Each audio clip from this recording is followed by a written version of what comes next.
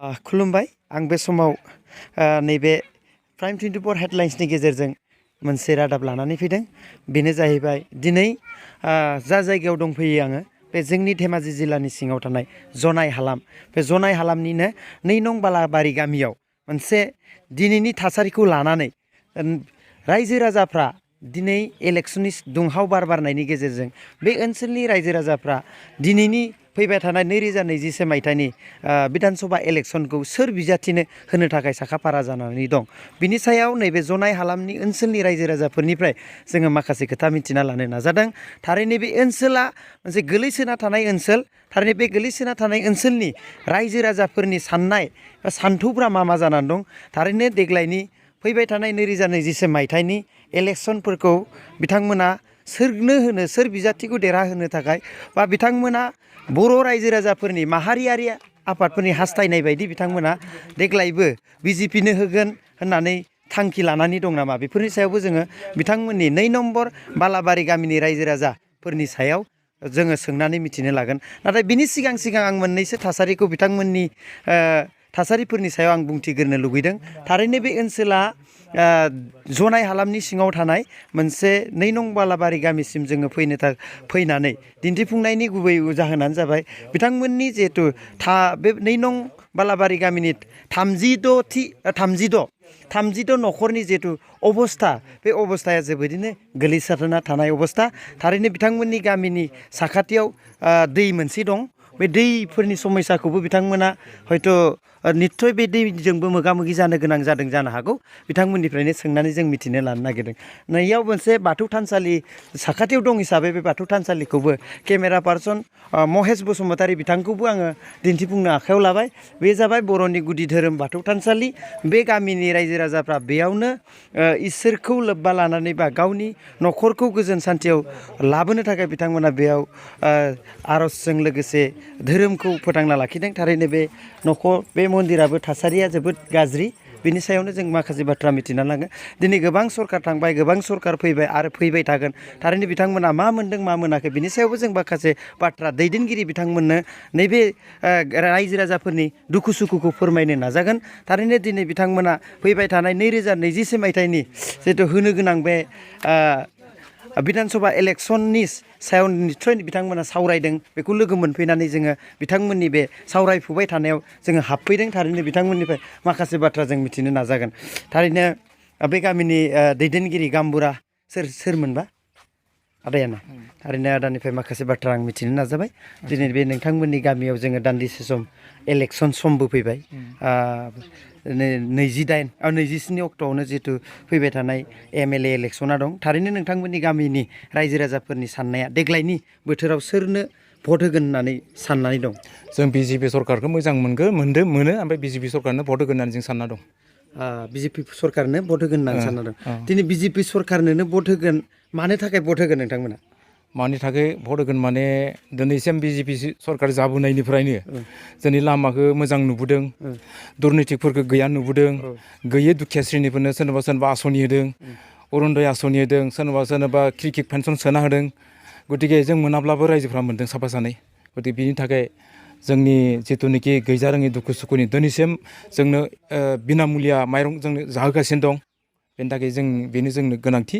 आरो बे जिथु नोंथाङा बुंदों बिजेपिनो भट होगोन बायदि आसनि मोननाय थाखायनो भट होगोन दिनै नोंथांमोननि गामियाव बेफोर आसनिखौ साबेसेसोआ मोननो हादों जोंनि गामियाव बेफोर आसनियाव साफा सानैल' मोनदोंब्लाबो जोंनि जिथुनिखि थांना थानांगौ बर' समाजा जिथुनिखि जोंनि बर' फिसाफ्रा लिड लादों बेनो जोंनि मेलेमाव हाबना दङ आरो जों बेखौनो साननानै दिनै जोंबो बे सरकारनिफ्रायनो मोजां जाबोगोन नामा गामिया जोंखौ नायफिनगोन नामा होननानै जों साननाय फैदों बेखायनो जों बेखौ बिजेपि सरकारखौ आरो नेक्स्ट बाराव जोङो भट होबोना देरहागोन होननानै जुजुक्त खालामगोन होनना सानना दं बे समाव बिथांमोना गावसिनि खुगाजोंनो बुंबाय देग्लायनि फैबाय थानाय 2 बा 3 उनाव जिहेतु इलेक्शन जागोन बे समाव बिथांमोना बर' रायजो राजाफ्रा जि सानदों बिजेपि सरकारखौनो देरहाहोनो सानदों बे थांखि बायदिनो बिथांमोननि 2 नम्बर बालाबारि गामिनि रायजो राजाफ्रा बेखौनो थांखि लादों बेखौ नोंथांमोना मिथिबाय दा बे समाव नोंथांमोना दिनै जथुमदोंमोन थारै मानो जथुमदोंमोन बिनि सायाव एसे फोरमायबा मोजां मोनगोन मानि थाखाय जथुमदों माने जों दा जोंनि जिथुनिखि NDBनिफ्राय फैनाय फरायसा फरायसुला गथ'फोर जिथुनिखि जोंखौ बोसोन होनो फैनाय जोंखौ बेले बेजे जानायखौ नुनानै बा गामिफ्राव बेले बेजे हाबना दङ नामा होननानै बिथांमोना जोंखौ खबर गामियाव आलासि फैगासिनो दङ होननायखाय जोङो जथुमनानै ओरै रायजो राजानि बे खामानि मावनायजों लोगोसेनो ओरैबो खबर फैनाय लोगोसेनो जों दे होमब्लालाय जोंनि बर' फिसा मावफुंनो फैनाय जिथुनिखि जोंखौ आलासि फैनाय नुजाफैनाय बेनि सायाव जोंहा मोनसे फोथायनाय दङ हिसाबै जोङो दिनै मा बुंगोन जोंखौ मा बोसोन होलांगोन बेनि थाखाय जों आसा खालामनानै जिरायनानै जथुमना थानाय जादों सावरायनाय जादों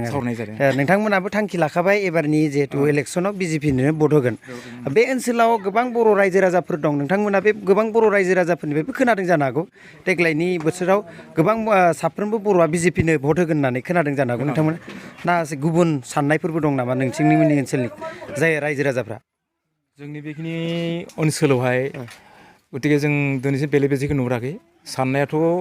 BJPनिनो होगोन होननानै सानना दंखायो नाथाय जोंसो दुखु मोनना दंमोन आरो मानो फैयाखै जों दिनैसिम मानो खबर होफैयाखै होननानै बे जोबोद मोनसे दुखुनांथाव बाथ्रा दिनै गोबां केम्पेइन खालामदों निस्सय सानसे दंबावो बे हिसाबै सोरबा आफाद दैदेनगिरि बिथांमोना फैस्लोबा जादों बेयाव ओनसोलाव UBPO फरायसा आफाद गोबां माहारियारि आफादफोरा जगदान होनानै जेरै फैबाय थानाय 2027 मायथाइनि इलेक्सननि थाखाय माखासे खामानि मावनायखौ जों नुनो मोन्दों थारैनो नोंथांमोना एसे लेटके खबर मोनबाय दिनै हयथ' बेयाव नोंथांमोनाबो NDF हिसाबै खावलायफैनायाव नोंथांमोना गोजोननाय मोन्दों जोबोद गोजोननाय मोन्दों दा बे समाव नैबे आइजोफोरनिफ्राय माखासे बाथ्रा आं मिथिना लानो नागिरदों बे ओनसोलाव रायजो जानाय गोबां दुखु खस्थ'जों रायजो जानाय आइजो माहारिफोराबो बेयाव जथुमनानै सावरायनायखौ जोङो नुनो मोन्दों थारैनो बेयाव गोबां आइजोफोरनिफ्राय माखासे बाथ्रा जों मिथिना लानि देग्लायनि रायजो राजाफ्रा बे एबार इलेक्सन बा भटखौ सोरनो होगोन सानदों बेनि सायावबा आब'खौ बुंनो थाखाय एसे खावलायबाय जोंलाय रायजो राजाफोरा गिदिरफोरा जि होनो इखौनो मानिनानै सोलिलांनांसिगोन आरो रायजोफोरनि खोथा सोरनो भट होनांगौ होननानै खावलायफैदों दा फैनायाथ' दा मोनसेल'सो पार्टि फैदों नालाय बे पार्टिया मा पार्टि दा BJP पार्टियानो इसोरो बेयाव सोरबा बेलेग दोलोफोर हाबफैदोंना हाबफैयाखै मोनसे फैयाखै देग्लाय मोनसे फैयाखै रावबो फैयाबा मा खालामगौमोन नोंसोरो रावबो फैयाबा गामियाव रायज्लायनाय बायदि होसिगौमोन आरो गामियाव मा रायज्लायदोंमोन गामियावबो जेबो रायज्लायथ'वाखैमोन रायज्लायनायालाय दिनैसो गिबिखा दिनैसो जोबोद खाफाल गोनां जागोन दिनैनि दिना मानोना रायजो राजाफ्रा ज' जानानै जेबा सिगांफोर जिहेतु मोनाखै एबार निस्सय मोनगोन होननानै आं आसा फारिदों नैबे चेनेलनि गेजेरजों दैदेनगिरि बिथांमोनखौ आं बेखौनो खावलायनो लुगैयो बे 2 नं बालाबारि गामिनि रायजो राजाफोरनि खुगानिफ्रायबो मिन्थिबाय बेल' नङा बेयाव गोबां रायजो राजाफोर दङ बर' हक गुबुन जाथि जनजाति बिथांमोनाबो बेबायदिनो गोबां थासारिजों भुगिनांनानै दं बेनिखायनो आं सानो देग्लाय जिहेतु 2027 मायथाइनि MLA इलेक्सनाव बिथांमोना BJPखौ देरहाहोनानै हरगोन आरो थारैनो बे ओनसोलनि थासारिफोरखौ बे दैदेनगिरि बर'नि माहारियारि आफादफोरनि दैदेननायाव जिहेतु बिथांमोननि मन्दिर स्कुल लामा आरो बिथांमोननाव मोनसे दै दङ बे दैमाया खुरखानानै गोबां न'खरखौ आलाय सिलाय खालामबाय बेखौ जोंबो नुनो मोन्दों थारैनो नैबे बर'नि गुदि धोरोम बाथौ धोरोमनि थानसालि बे थानसालिफ्राबो बेबायदि अबस्थायाव जानानै दं बारा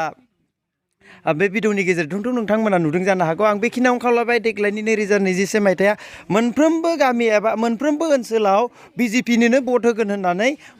साफ्रोमबोनि खुगानिफ्राय जों मिथिना मोन्दों देग्लायनि बोसोराव BJPआनो फिन सरकार दागोन बेयो रोखा जानायखौ जों नुनो मोन्दों थारैनो नैबे भिडिअनि गेजेरजों साफ्रोमबो जोंनि बर' रायजो राजाफोरखौ भिडिअनि गेजेरजों नायनानै नोंथांमोना मिथिबाय जानो हागौ दिनै बे समाव आं नोंथांमोननो गोनांथार बाथ्रा खावलायबाय फोरमायबाय थारैनो आरो बे समाव नैबे ओनसोलनि रायजो राजाफ्रा गोबां सरकारि बुस्थुखौ सरकारि जिहेतु आसनिफोरखौ मोनाखैब्लाबो बर' माहारियारि आफादफोरनि दैदेननायजों बा बर' माहारियारि आफादफोरनि खावलायनायजों बिथांमोनाबो BJP सरकारनोनो भट होनो थांगासिनो आरो बिनिखायनो नोंथांमोनखौ आं मोनसे खावलायनो लुगैयो नोंथांमोना बिथांमोननि दुखु सुखुखौ